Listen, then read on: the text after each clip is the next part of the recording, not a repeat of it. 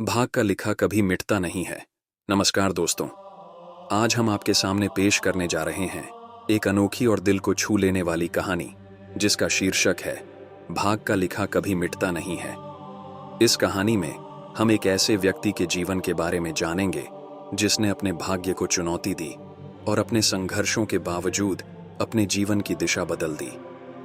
ये कहानी एक साधारण गांव के व्यक्ति की है जो अपने सपनों को पूरा करने के लिए अनगिनत कठिनाइयों का सामना करता है। उसके जीवन में कई बार अंधेरे और निराशा के क्षण आए, लेकिन उसकी उम्मीद और धैर्य ने उसे कभी हार मानने नहीं दिया। कहानी हमें यह सिखाती है कि जीवन की राह में चाहे कितनी भी बाधाएं क्यों ना आए, अगर हमारे इरादे मजबूत हों तो हम अपने भाग्य को बदल सकते हैं। आइए इस प्रेरणादायक यात्रा की शुरुआत करते हैं और जानते हैं कि कैसे एक व्यक्ति ने अपनी मेहनत और संघर्ष के बल पर अपने भाग्य को बदलने में सफलता पाई। कहानी एक छोटे से गांव के एक गरीब परिवार से शुरू होती है, जहां हमारे नायक रामू का जन्म होता है।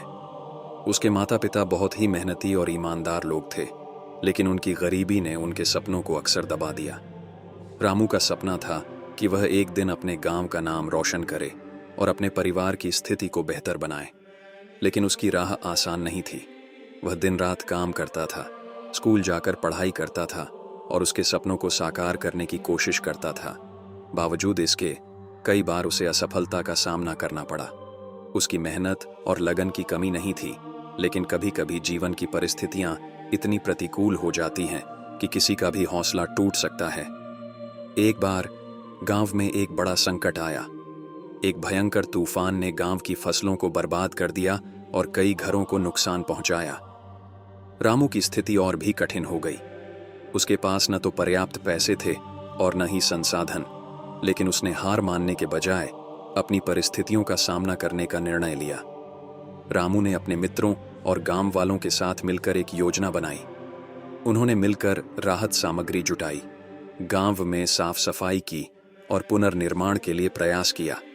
इस कठिन समय में उसकी मेहनत और समर्पण ने उसे गांव का नायक बना दिया। समय के साथ रामू की मेहनत रंग लाई। उसने अपनी पढ़ाई पूरी की और उच्च शिक्षा प्राप्त की। उसके प्रयासों से वह एक सफल उद्यमी बन गया और अपने गांव के विकास के लिए कई योजनाएं बनाईं।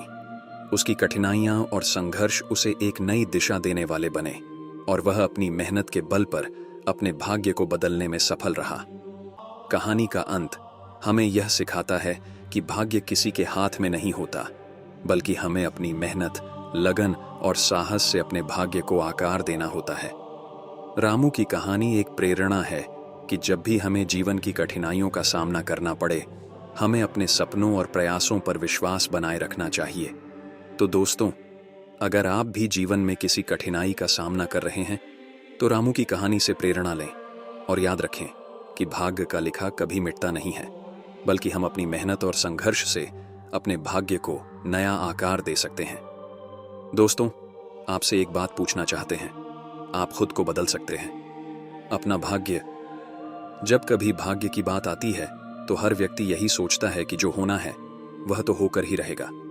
फिर आप कितनी भी मेहनत करें या बिल्कुल ना करें, जो भाग्य में नहीं है वह नहीं मिलेगा, और जो भाग्य में है वह अवश्य मिलेगा। जब हमें कुछ हासिल नहीं होता है तो फिर हम अपने भाग्य को कोसने लगते हैं कि किस्मत में लिखा ही नहीं है, इसलिए मिलेगा कहां से। कभी पंडितों और ज्योतिषियों की बातों में आकर पता नहीं क्या क्या उपाय, तंत्र मंत्र करते हैं, कभी हाथ दिखाते हैं, कभी कुंडली दिखाते हैं। हमारी वही पुरानी आदत, दूसरा व्यक्ति तो बिना मेहनत के इतना खुश है, सब कुछ है और आराम की जिंदगी है, मेरे ही भाग्य में कुछ नहीं है। ये तो वही बात हुई कि अजगर और चिद्दिया भी तो कुछ काम नहीं करते, कुछ मेहनत नहीं करते, फिर उन्हें भी तो खाना मिल ही जाता है। तो जो भाग्य में होता है मिल ही जाता है, बस धैर्य रखना चाहिए। ऐसी सोच लेकर चले तो बेचारा भाग्य भी क्या करेगा। एक कहावत है, अजगर करे न चाकरी, पंछी करे न काम, दास मलूका कह गए, सबके दाता राम। एक बात हमेशा ध्यान रखनी चाहिए कि समस्या से जूझे बिना हल नहीं मिलेगा, और जो समस्या से जूझ गया उसका भाग्य जरूर चमकेगा। भाग्य है क्या? सिर्फ भगवान की कृपा।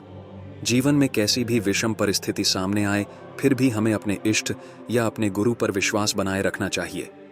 भाग्य अपना कार्य करता है। शास्त्र कहते हैं कि भाग्य बड़ा प्रबल है, मगर पुरुषार्थ द्वारा भाग्य को सौभाग्य में बदला जा सकता है। आपकी सोच भी उसी तरह ही काम करती है।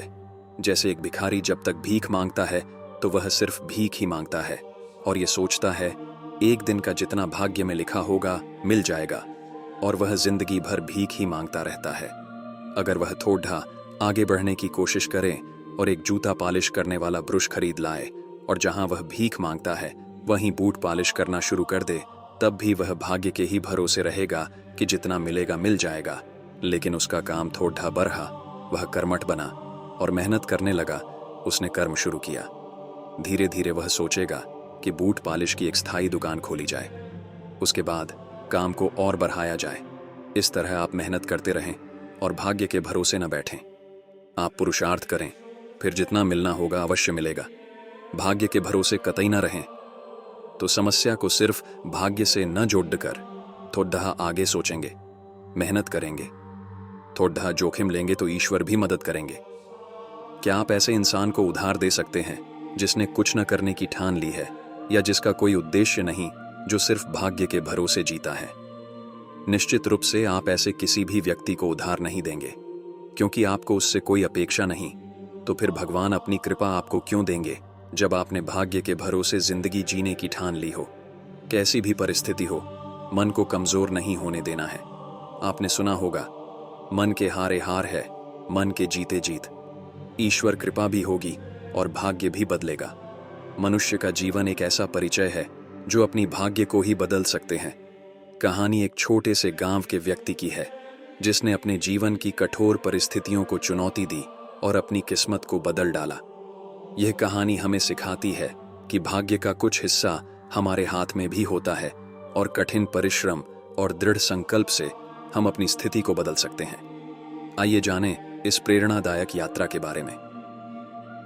1. शुरुआत की कठिनाइयां। रामू एक छोटे से गांव में एक गरीब परिवार में जन्मा। उसके माता पिता की स्थिति बहुत ही दयनीय थी। गांव में लोग गरीबी और पिछड़ेपन के शिकार थे और कोई भी सपना देखने की स्थिति में नहीं था। रामू के माता पिता खेतीहर मजदूर थे और दिन रात मेहनत करने के बावजूद उनके पास पर्याप्त भोजन और पैसे नहीं होते थे। रामू ने छोटी उम्र से ही अपने परिवार की मदद करनी शुरू कर दी थी। वह खेतों में काम करता और कभी स्कूल जाता, कभी काम करता।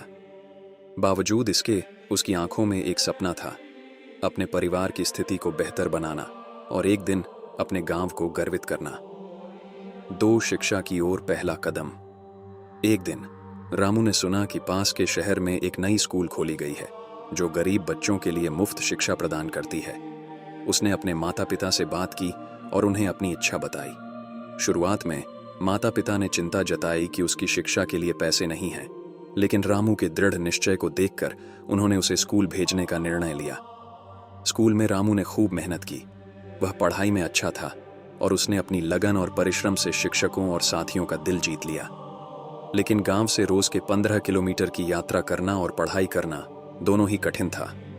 फिर भी रामू ने कभी हार नहीं मानी। 3 संघर्ष और सफलता। स्कूल में उसकी कड़ी मेहनत के कारण उसे छात्रवृत्ति मिली, जिससे उसकी पढ़ाई जारी रह सकी। उसकी लगन देखकर एक समाज सेवी संस्था ने उसे आर्थिक सहायता प्रदान की और उसकी शिक्षा को आगे बढ़ाया। रामू ने अपने क्षेत्र में कई प्रतियोगिताओं में पुरस्कार जीते और उसकी मेहनत और सफलता की कहानियां दूर दूर तक फैल गईं। जब रामू ने स्कूल खत्म किया तो उसने उच्च शिक्षा के लिए शहर जाने का निर्णय लिया। शहर में रहने और पढ़ाई करने की चुनौतियां कई थीं, लेकिन उसकी मेहनत और संघर्ष ने उसे आगे बढ़ाया। उसने अपनी पढ़ाई पूरी की और एक प्रतिष्ठित विश्वविद्यालय से स्नातक की डिग्री प्राप्त की। 4 वापसी और बदला। शहर से वापस गांव लौटने पर रामू ने गांव के लोगों की स्थिति देखी। उसने महसूस किया कि गांव में शिक्षा और रोजगार के अवसरों की कमी है। इसके बाद उसने अपने ज्ञान और संसाधनों का उपयोग करते हुए गांव में एक शिक्षा केंद्र और कौशल प्रशिक्षण केंद्र स्थापित किया। इसके माध्यम से गांव के लोगों को शिक्षा, स्वास्थ्य सेवाएं और रोजगार के अवसर मिल सके। रामू ने गांव में छोटे छोटे व्यवसायों की शुरुआत की और लोगों को स्वावलंबी बनाने के लिए विभिन्न योजनाएं बनाई। धीरे धीरे गांव का चेहरा बदलने लगा। लोगों की जिंदगी में सुधार आया और गांव का नाम पूरे जिले में प्रसिद्ध हो गया। 5 एक नई दिशा, रामू की सफलता और उसके द्वारा किए गए बदलावों ने पूरे क्षेत्र में एक नई आशा की किरण जलाई। उसने यह साबित कर दिया कि भाग्य किसी के हाथ में नहीं होता, बल्कि हमें अपनी मेहनत, धैर्य और लगन से उसे बदलना होता है। उसकी कहानी एक प्रेरणा है कि हम चाहे कितनी भी कठिनाइयों का सामना करें, अगर हमारे पास मजबूत इच्छा शक्ति और ईमानदारी है तो हम अपने भाग्य को बदल सकते हैं। रामू की कहानी हमें यह सिखाती है कि जीवन में चाहे कितनी भी कठिनाई क्यों ना हो, हमें अपनी मेहनत और संघर्ष को कभी नहीं छोड़ना चाहिए। भाग्य को बदलने की ताकत हमारे भीतर होती है, बस हमें उसे पहचानना और सही दिशा में प्रयास करना होता है। भाग में लिखा जरूर होता है। कहानी एक छोटे से गांव की है जहां लोग साधारण जीवन जीते थे और प्रकृति के साथ तालमेल बिठाकर अपने दिन गुजारते थे। इस गांव में एक खूबसूरत तालाब था जिसे लोग सपनों का तालाब कहते थे। गांव की मान्यता थी कि इस तालाब के पानी में जो भी देखे वह सपना साकार हो सकता है। इस पर विश्वास रखने वाले लोग यहाँ अपनी समस्याओं का समाधान और सपनों की पूर्ति के लिए आते थे। रवीना एक युवा लड़की जो गांव में अपने माता पिता के साथ रहती थी। वह बहुत मेहनती और सच्ची थी, लेकिन उसकी किस्मत हमेशा उसके खिलाफ थी। प्रेमचंद, एक बुजुर्ग जो गांव के सबसे ज्ञानी व्यक्ति थे और सपनों का तालाब के बारे में कई कहानियां जानते थे। अभिषेक रवीना का दोस्त और पड़ोसी जो उसकी हर स्थिति में मदद करता था। समस्या का जन्म रवीना का परिवार आर्थिक तंगी से गुजर रहा था। उसके पिता बीमार थे और मां घर की देखभाल में व्यस्त थीं। रवीना ने कई बार काम किया, लेकिन स्थिति में सुधार नहीं हुआ। एक दिन उसने तय किया कि वह सपनों का तालाब जाकर अपनी किस्मत आजमाएगी। प्रेमचंद ने उसे चेतावनी दी कि तालाब में जो भी देखे वह केवल एक हिस्सा होगा, पूरी सच्चाई नहीं। तालाब की ओर यात्रा रवीना तालाब की ओर बढ़ी और रास्ते में उसे अभिषेक मिला। उसने उसे अपने इरादों के बारे में बताया और अभिषेक ने उसे समर्थन दिया।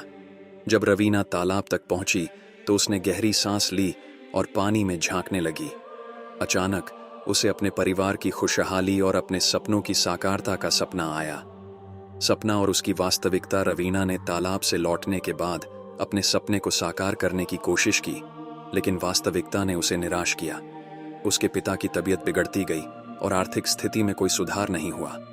उसने महसूस किया कि सपनों का तालाब केवल एक मिथक था और उसे अपनी समस्याओं का समाधान खुद ही ढूंढना होगा। संघर्ष और आत्मनिर्भरता। रवीना ने ठान लिया कि वह खुद अपने जीवन को बेहतर बनाएगी। उसने गांव में छोटे मोटे काम करना शुरू किया और धीरे धीरे अपने परिवार की स्थिति में सुधार किया।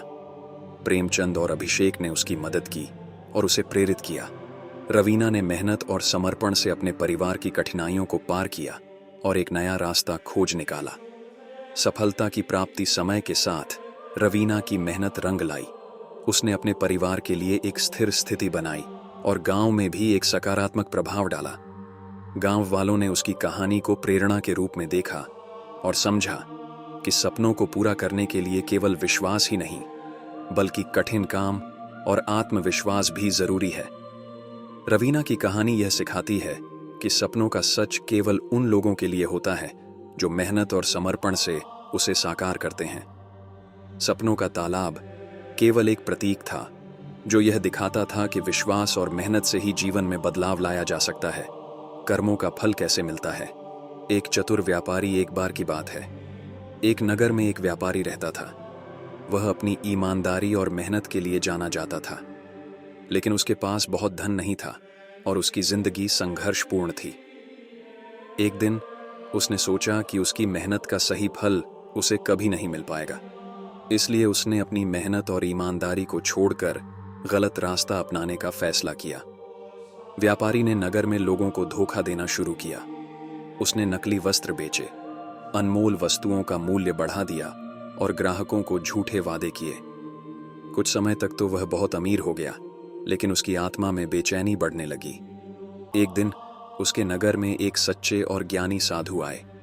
उन्होंने व्यापारी की स्थिति को देखा और उसके पास जाकर कहा, तुम्हारे कर्म तुम्हारे भविष्य को तय करेंगे। तुमने गलत रास्ता अपनाया है लेकिन अब भी समय है सही रास्ते पर लौटने का। व्यापारी ने साधु की बातें सुनी और सोचा कि उसकी गलतियों को सुधारना ही सबसे अच्छा होगा। उसने अपनी सारी बुराई को छोड़ दिया और ईमानदारी से व्यापार करना शुरू किया। धीरे धीरे उसका व्यापार फिर से सही दिशा में चलने लगा। उसके पास धन भी आया, लेकिन अब वह अपने कर्मों को सही ढंग से करने में विश्वास करने लगा। समय के साथ व्यापारी को समझ में आया कि सच्ची खुशी और सफलता केवल अच्छे कर्मों और ईमानदारी से ही मिलती है। उसका आत्मसंयम और सच्चे कर्मों का फल अब उसे वास्तविक सुख और सम्मान प्रदान करने लगा।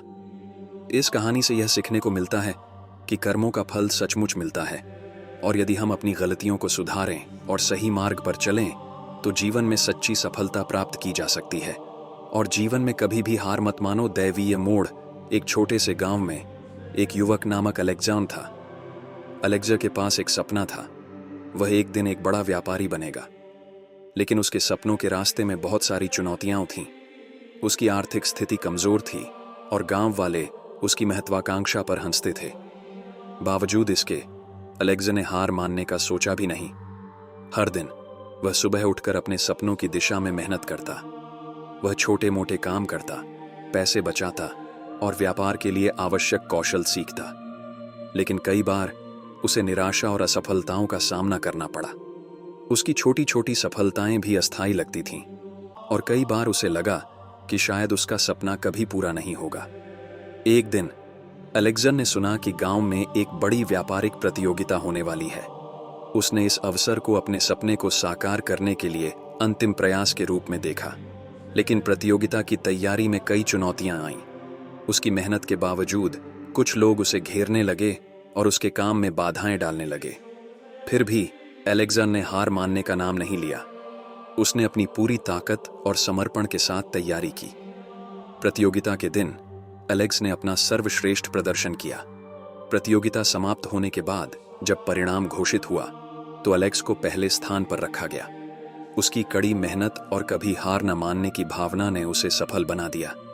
एलेक्स की कहानी ने न सिर्फ उसे ही बल्कि पूरे गांव को प्रेरित किया। उसने साबित किया कि मेहनत, दृढ़ता और विश्वास के साथ कोई भी सपना सच हो सकता है। और सबसे महत्वपूर्ण बात, उसने यह भी दिखाया कि जीवन में कभी हार नहीं माननी चाहिए। चाहे कितनी भी कठिनाइयां आएं, अगर हम सच्ची मेहनत और धैर्य के साथ आगे बढ़ें तो एक दिन हमारा वक्त जरूर आएगा। सही काम का सही फल मिलता है। एक बार की बात है, एक छोटे से गांव में एक किसान अपने खेत में काम करता था। उसका नाम रामू था। रामू दिन रात मेहनत करता और अपने खेत में अच्छे फसल की उम्मीद करता था। लेकिन उसके खेत की जमीन उर्वर नहीं थी और फसल अच्छी नहीं हो पा रही थी। गांव के लोग अक्सर मजाक उड़ाते थे कि रामू का काम बेकार है और उसकी मेहनत का कोई फल नहीं मिलेगा। लेकिन रामू ने कभी हार नहीं मानी। उसने रोज सही समय पर बीज बोए, उन्हें पानी दिया और खेत की देखभाल की। एक दिन गांव में एक महान किसान पधारे जो कि कृषि में विशेषज्ञ थे। उन्होंने रामू के खेत का निरीक्षण किया और उसकी मेहनत की सराहना की। उन्होंने रामू को सलाह दी कि वह अपनी खेती की तकनीक को थोड़ा सुधारें और कुछ नए तरीके अपनाएं। रामू ने किसान की सलाह मानी और अपने खेत में बदलाव किए। साल भर की मेहनत के बाद उसके खेत में फसल इतनी अच्छी हुई कि पूरा गांव हैरान रह गया। उसकी मेहनत का फल मीठा था और उसकी फसल इतनी भरपूर थी कि पूरे गांव का पेट भर गया। इस घटना से गांव वालों ने सीखा कि सही काम और सही मेहनत का हमेशा सही फल मिलता है। रामू की लगन और सच्चाई ने साबित कर दिया कि कठिन परिश्रम और ईमानदारी से किया गया काम कभी बेकार नहीं जाता। इस प्रकार रामू की कहानी ने सभी को यह सिखाया कि सही काम का सही फल मिलता है और मेहनत का कोई भी काम व्यर्थ नहीं जाता। एक बार की बात है, रामू अपनी भाग्य को खोजने के लिए बहुत प्रतिज्ञा किया। रामू एक साधारण किसान था जो हमेशा अपने भाग्य को लेकर चिंतित रहता था। उसे लगता था कि उसका जीवन सिर्फ कठिनाइयों से भरा हुआ है और वह कभी भी सफल नहीं हो पाएगा। एक दिन उसने सोचा कि उसे अपनी जिंदगी को एक नई दिशा देनी चाहिए और उसने तय किया कि वह अपने जीवन को समझने के लिए एक महान संत से मिलने जाएगा। रामू ने अपने गांव के सबसे ज्ञानी संत की ओर यात्रा की। जब वह संत के पास पहुंचा तो उसने अपनी समस्याएं और चिंताओं के बारे में बताया। संत ने ध्यान से उसकी बातें सुनी और कहा, तुम्हारे भाग्य में सफलता छिपी हुई है, लेकिन तुम्हें अपनी ताकत को समझना होगा। संत ने रामू को एक कार्य सौंपा। उन्होंने कहा, इस पहाड़ के पार एक कठिन रास्ता है। तुम अकेले जाओ और वहां की कठिनाइयों का सामना करो।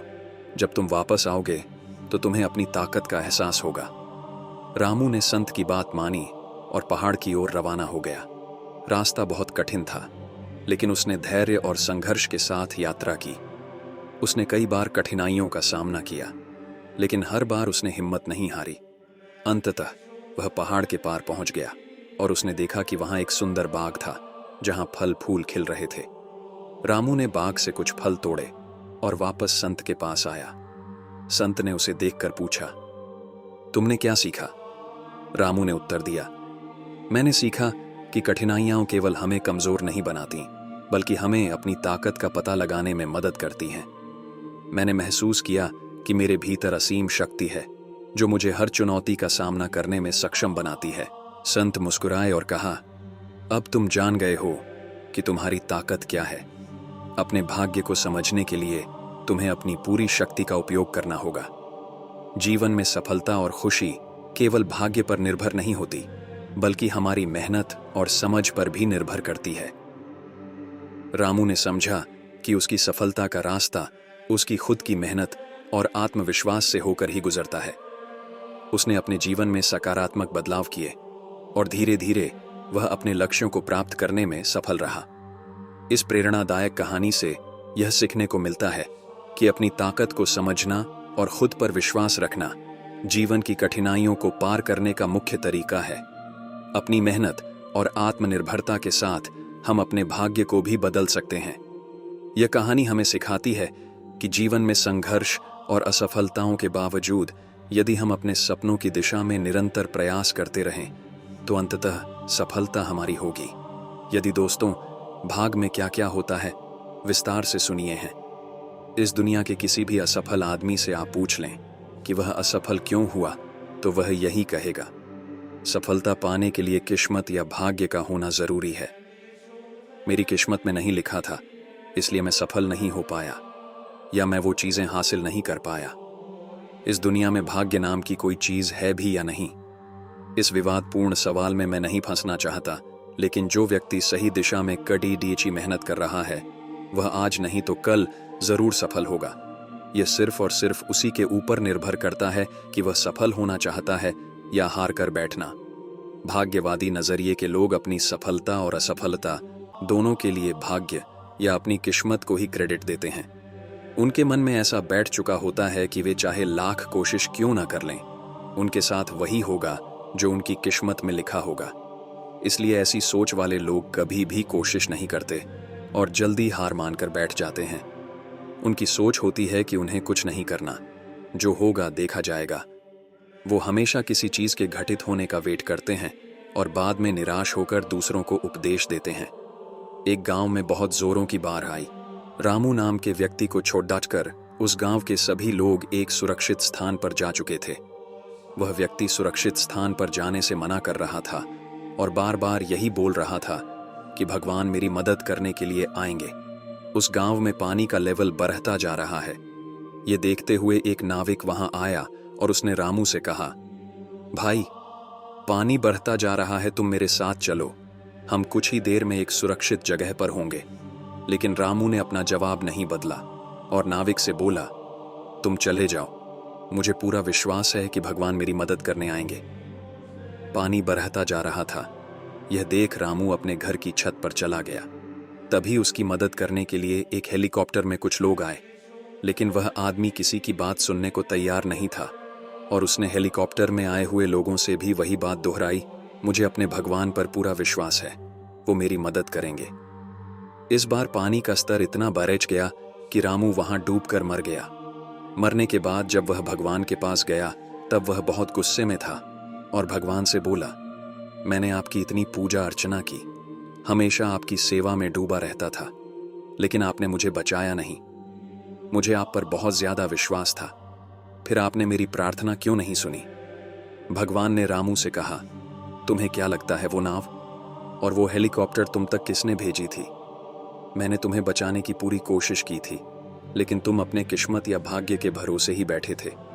जब तुम खुद कुछ नहीं करना चाहोगे तो भला कौन तुम्हारी मदद करेगा? दोस्तों, अगर आप असफल होना चाहते हैं तो बेशक अपने भाग्य पर विश्वास कीजिए, और अगर आप सचमुच सफल होना चाहते हैं, खुद पर यकीन रखिए, विश्वास कीजिए और अपनी किस्मत खुद लिखिए। आप ईमानदारी से जितनी कड़ी मेहनत करते जाते हैं, भाग्य को आप अपनी तरफ खींच रहे होते हैं। इसीलिए कभी भी आधे अधूरे मन से कोई भी काम मत कीजिए, क्योंकि जब आप ऐसा करते हैं तब आप नाकामी को अपनी ओर आकर्षित कर रहे होते हैं। जब आप अपनी जिम्मेदारी कबूल करने लगते हैं तब आप भाग्य या किस्मत पर यकीन नहीं करते। एक व्यक्ति दिन रात मेहनत करता है, वह अपने सुख चैन त्याग देता है, अपनी मौज मस्ती छोड़ देता है, सारा दिन नई चीजें सीखने में लगा रहता है। वह अपने लक्ष्य की ओर आगे बढ़ता जाता है, तब तक नहीं रुकता जब तक वह सफल नहीं हो जाता। पूरा फोकस अपने काम में डालकर पूरे जोश के साथ आगे बढ़ता है और सफल होकर ही दम लेता है। लेकिन जब उसे सफलता के शिखर पर पहुंचे अन्य लोग देखते हैं, तब उसे सभी लोग भाग्यशाली कहते हैं, लेकिन उसकी कड़ी मेहनत और संघर्ष को कोई नहीं देखता। दूसरे लोग भले ही हमेशा आपको भाग्यशाली कहेंगे, लेकिन आपका लक्ष्य किसी भाग्य के सहारे पूरा नहीं होगा। आपको खुद ही अपनी मंजिल की तरफ कदम बढ़ाना होगा, तभी आप एक सफल व्यक्ति बन सकते हैं। कुछ लोग खुद को बहुत बदकिस्मत या बदनसीब कहते हैं, और वे इस बात को मानते भी हैं कि वे बदनसीब हैं। अपने बारे में खुद से ऐसी बातें करने से ही आपके अंदर भाग्यवादी नजरिया पैदा होता है और आप अपनी मेहनत को कम और भाग्य को ज्यादा महत्व देते हैं। ऐसी सोच हमारी असफलताओं को जन्म देने का काम करती है और यह आपके आत्मविश्वास को कमजोर बनाता है। अगर दोस्तों जो लिखा है वह मिलेगा, या जो लिखोगे वह मिलेगा। इंसानों की आम धारणा यह है कि किस्मत में जो लिखा है वही मिलेगा। संभवतः इसी धारणा के चलते आम आदमी अपने लक्ष्य से भटक जाता है और अपने आप को किस्मत के हवाले करके बैठ जाता है। हमें बचपन से यही सुनने को मिलता है कि जो लिखा होगा वही होगा, या चाहे कुछ भी कर लीजिए, जो किस्मत में होगा वही मिलेगा, या समय से पहले और भाग्य से ज्यादा कभी किसी को ना कुछ मिला है और ना ही मिलेगा, या फिर सब पहले से तय है, ऊपर वाले ने जो लिख दिया है वही होना है, आदि आदि। क्या यह सब धारणाएं ऐसे ही बन गई?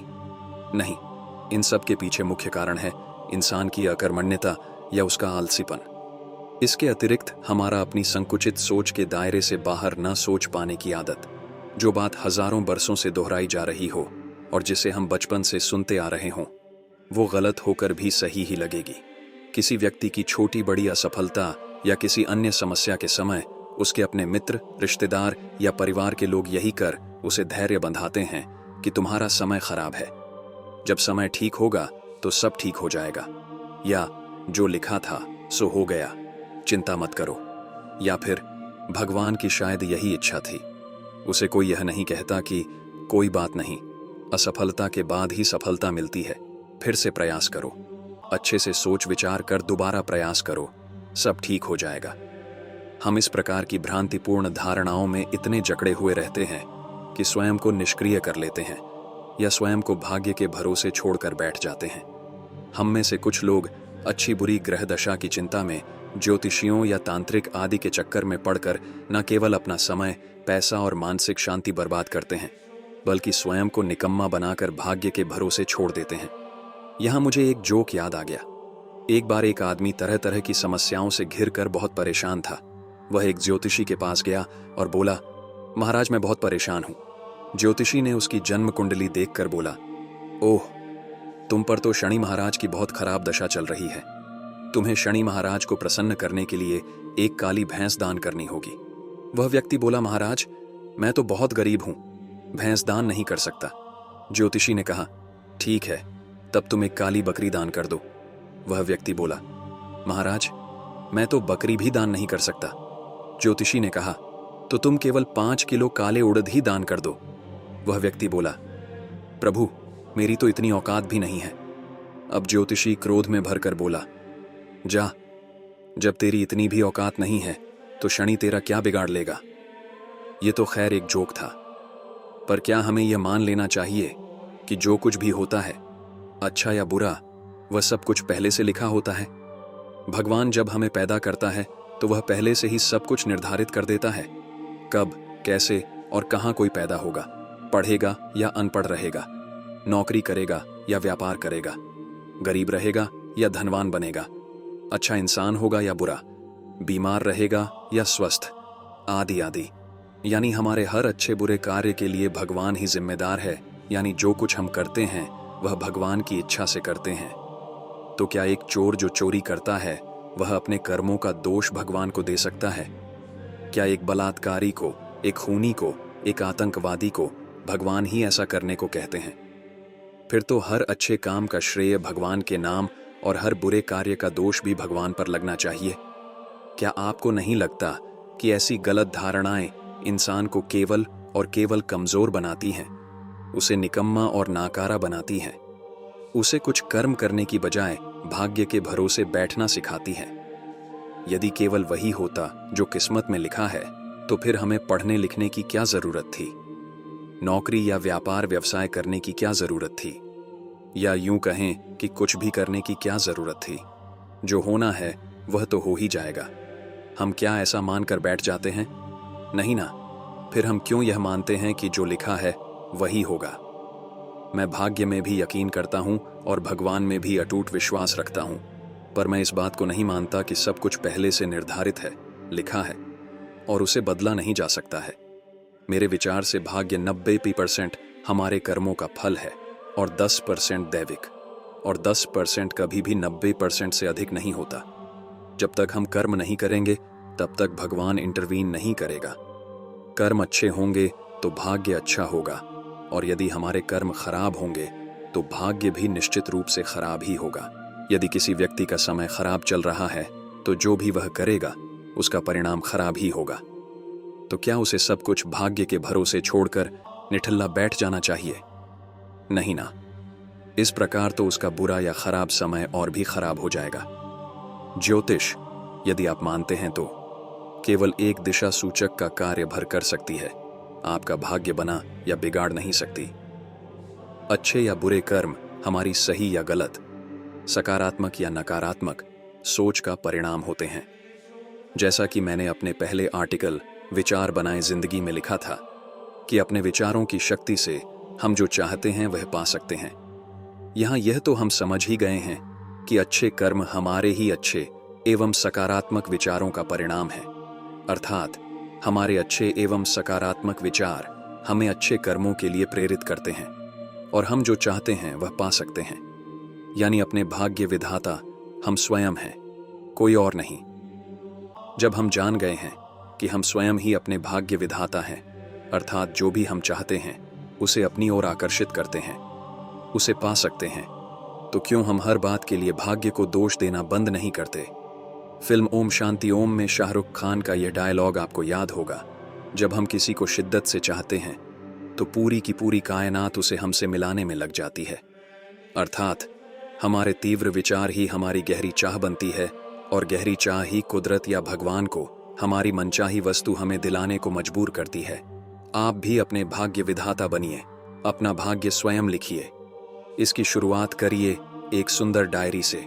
आज ही एक सुंदर सी डायरी खरीदकर उसमें वह सब कुछ लिखें जो आप पाना चाहते हैं, कब तक पाना चाहते हैं, कैसे पाना है, यह आपको नहीं लिखना है। आपके विचार, आपकी सोच एकदम स्पष्ट होनी चाहिए। अपने आप पर और अपने विचारों पर, अपनी सोच पर पूर्ण विश्वास रखिए। बिना पूर्ण विश्वास के आप अपनी मनचाही वस्तु नहीं पा सकते। इस कहानी से हमें यह सीखने को मिलता है कि सपनों की पूर्ति में केवल भाग इरादे नहीं, बल्कि कठिन परिश्रम और आत्मविश्वास भी जरूरी होता है।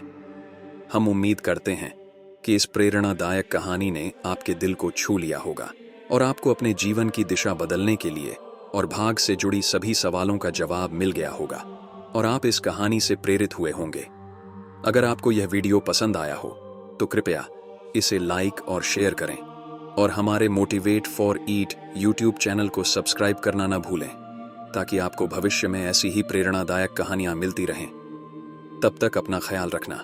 धन्यवाद। नमो नमो बुद्धाय।